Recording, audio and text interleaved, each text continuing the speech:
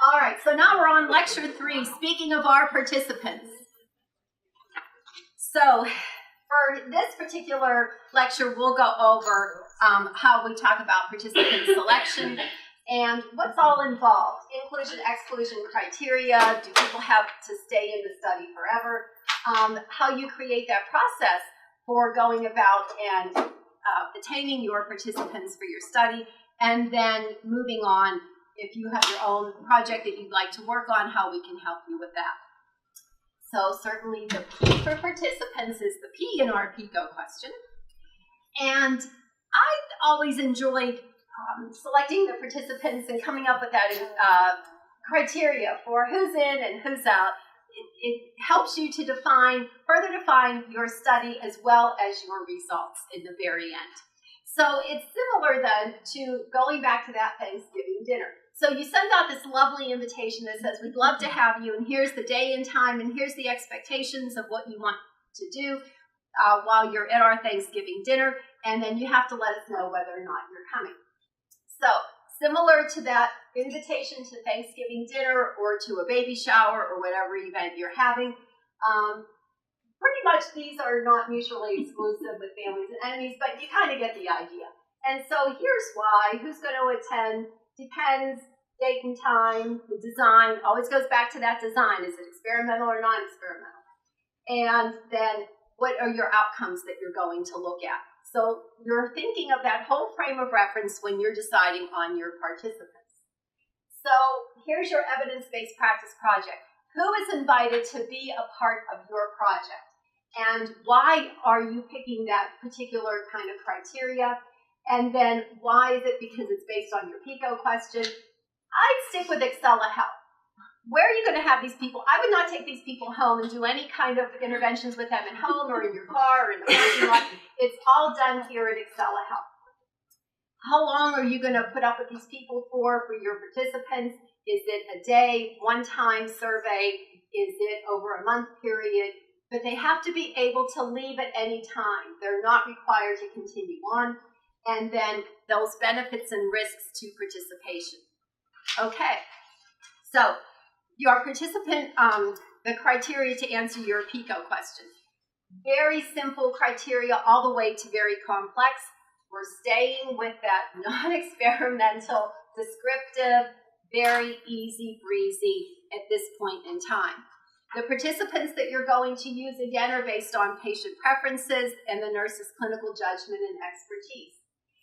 People don't always want to be in your project for whatever reason, no matter how pretty you are or how nice you ask them. They're just not interested, whether it's a nurse, whether it's a patient, whether it's a staff member, whether it's a community.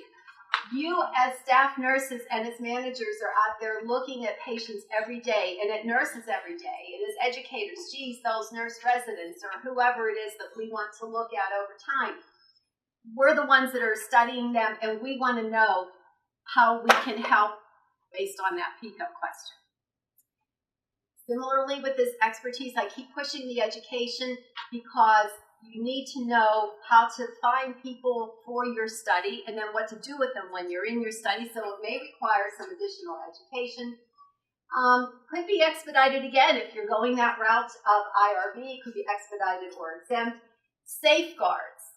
The two populations that I left out here for participants were people with mental health issues that are at your hospital. So if you were going to do an evidence-based practice project on your mental health unit, definitely IRB, and definitely you have to have some safeguards in place. And prisoners. Do you get many prisoners in your hospital? Occasionally.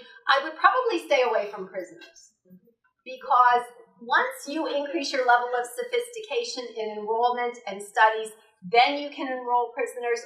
But there are so many restrictions and requirements that unless you had such a compelling question to ask about a prison population, I'd probably pass. At this point, maybe in a couple of years, but not right now. Okay, so that's probably why I left them off. I kind of forgot about the prisoners. All right, the same with experimental designs. People may want the intervention, they don't want to be randomized. You need to as nurses, keep in mind who's eligible, who isn't eligible. You might need additional education. When you're looking at experimental designs, you're looking at IRB approval.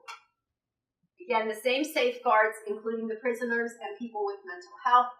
Now, if you are going to start submitting projects that require IRB approval, your team members must complete the human subjects training.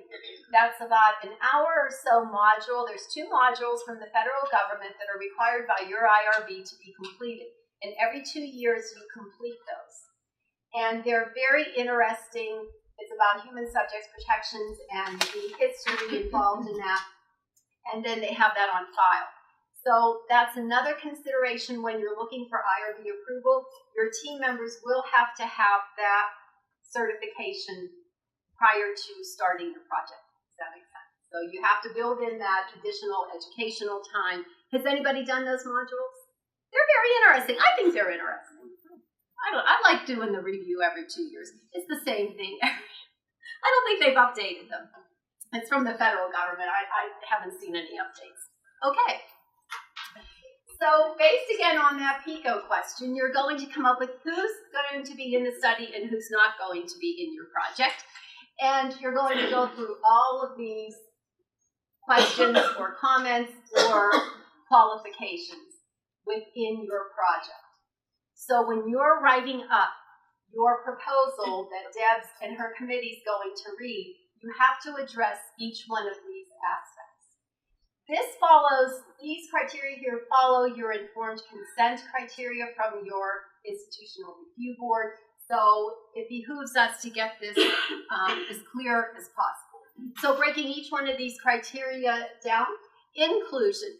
Who's going to be included in your project based on your question, and then who's out? Who's in, who's out? So here's that PICO question about falling at home. So if you're falling at home, are you at risk of falling in the hospital? So would you include anybody that's in their 30s, 20s, 30s? No. And then you would think, well, I really don't want to include anybody that has any kind of medical condition. If you were that age and you had a medical condition like MS and you fell or something, no, that's too complicated. We just want, who do you want? You want the old people. So maybe 65, let's look at a little younger. So I might increase that up to like 70 or 80 years of age. So who are you going to include in falling at home in the past month? Old people. And probably those admitted to your medical surgical units because they're going to be up and about. And then people that live at home. So you would exclude people that were outside of that particular age range. And if you're going to same-day surgery, you're admitted to the OB or PEDS units, do you really care if they fall? Not to answer that particular question. And then people who live in a residential facility, well, that's not a fair question to ask because they have a lot of staff there that's supposed to be watching them. It's different than living at home. You might come up with different inclusion and exclusion criteria, but to me, that would make sense. And Michelle, was it your unit that was looking at falls? And were those the kind of questions you would ask? Or is that the kind of criteria you were looking at or something different? No, it was a different question. Okay. All right. So, why then are you asking them to participate? So you want to know whether or not that intervention is going to work or if it's non-experimental. So if we just looked at the previous slide, it's non-experimental. We want to know if you have a greater risk of falling if you have fallen at home. So the duration of participation for the previous PICO question, it would be your whole hospital stay because you're always observing your people for falls. And every day you're going to check and see whether or not they fell. So you might just take 10 minutes to do that. It might take no time at all. It might take a few minutes to answer a survey question. It might be their entire hospitalization. So again, based on your PICO question, the duration of time that your participant is in your project, that is the amount of time that you will need. Every question is going to be different. So the participants' role in the project we'll talk about in an upcoming lecture. What is it that you want them to do? And then the benefits and risks. So benefits, what's the person going to gain from being in your study? Anything? Nothing? Well, it depends on your PICO question again. And then the risks. So there's always a risk involved in something, even filling out a survey. You can fill out a survey and it makes you feel bad. Now you got to have some kind of counseling for people. Jesus, God. But it's a risk, and you have to mitigate that risk. Because think about that poor girl that was in the dark for 30 days and she didn't have any kind of afterwards. All right. When you get into this experimental design and you're giving interventions, there has to be an alternative or a rescue intervention because maybe the intervention doesn't work. And so you're trying to give somebody music to decrease their anxiety, and that music ain't working. And no matter how loud you turn up that music or whatever music they're listening to, it's not working. You can't let that person suffer. You have to give them an alternative for a rescue treatment. So you have to have this all in place. This is why we wait to do the experimental, because we have to come up with a whole rescue treatment. And that rescue treatment can be based on current practice at Excela Health, as well as the literature, what others have done in similar situations. People have to stop participating at any time. They have to be given that option. When you're in that observational study, that observational project of people who come into your unit, you cannot stop observing them. So in some instances with your evidence-based practice project, when they're observational or descriptive, there is no inability to stop participating because it's part of your nursing care. You have to make sure people don't fall. You have to make sure that nurses show up for work. You have to make sure that these things are in place. When you get into the experimental, now we're talking about something a little bit different. People can withdraw. All right, here's a non-experimental study. This goes back to our non-experimental design PICO question. So it's those people falling at home. Are they at greater risk for those if you fall at home compared to here? So when you're writing up your evidence-based practice project and you're sending it to the EVP committee, you want to be as clear as possible who is in and who is out. There can't be any muddled in between. So this would be something that you would look at. And what's that time frame? You might want to look at this for a year. You might want to look at it for a month. How often do people fall on your unit? Do you have like one fall a week? One fall a month? What would you say the frequency of a fall was on your unit by a patient? One a month? Because if you only have one fall a month, it's going to take you a heck of a long time to get any kind of meaningful data. And you might have to collect your data for a year. If you have 10 falls a week on your unit, man, you'll be whipping that data out in no time. So the amount of time that you're going to collect your data is based on the frequency of what falls you have on your unit. There isn't really any reason why people are invited to participate because this is part of your admission process. Have you fallen at home in the past 30 days? And then we're looking at you the entire time that you're hospitalized. And you're always observing people for fall. We don't admit you to the hospital and then let you go willy-nilly. And then benefits and risks. Everybody's enrolled, so there really is no benefit because we're always watching you.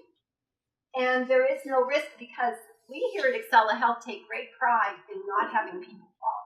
So we have a very safe hospital environment. So our risk of fall is very low. And then people can't really withdraw because it's part of nursing care. So this makes sense. So this is a very easy breezy observational.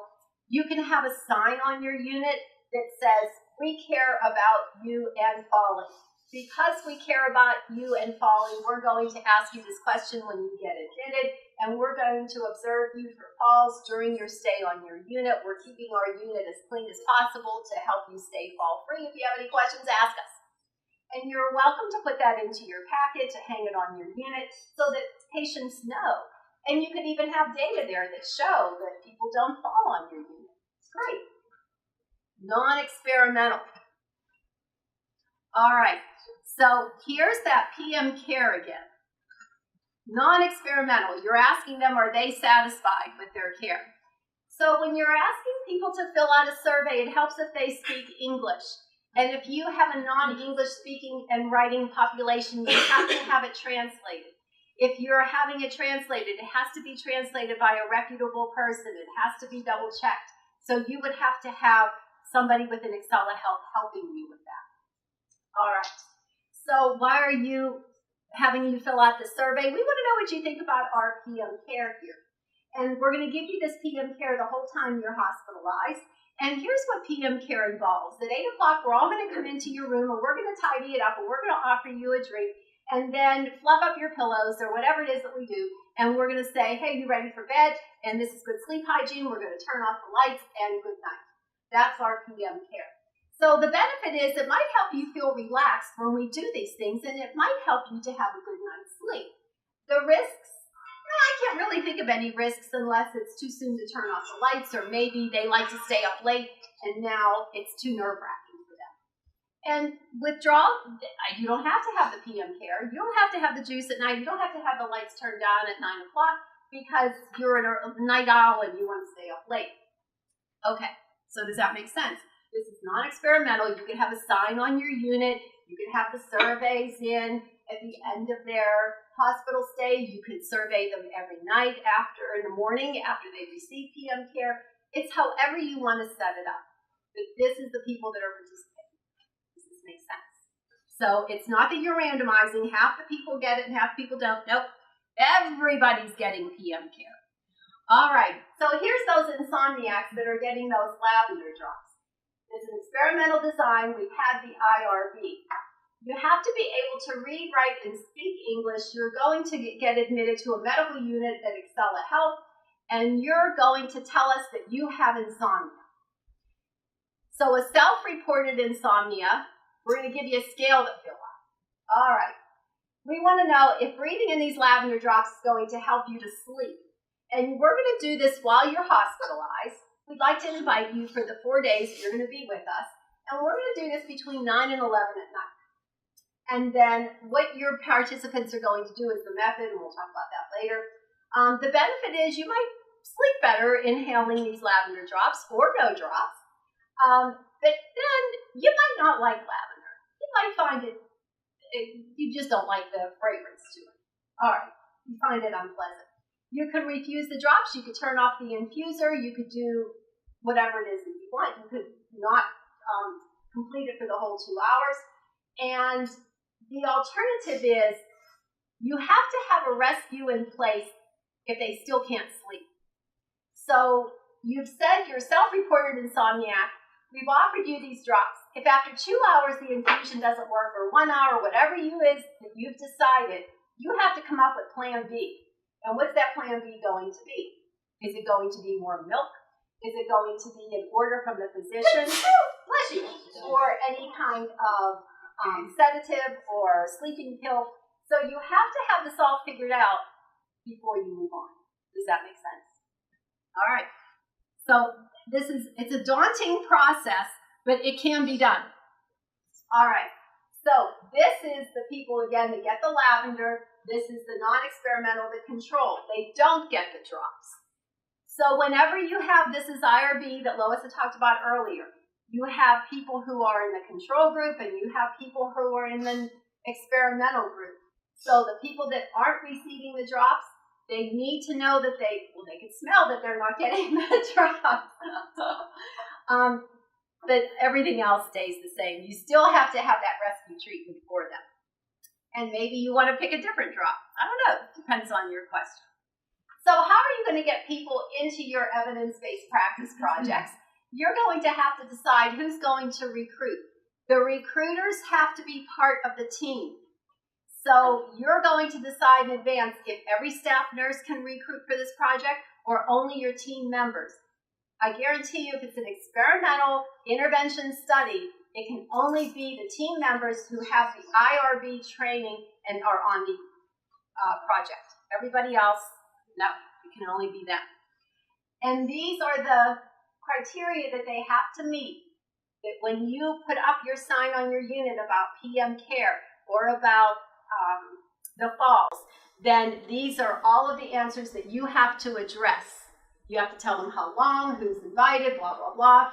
And for the non-experimental, again, if it's a chart review, if it's observation, you don't have to have that IRB approval. You don't have to have patient consent.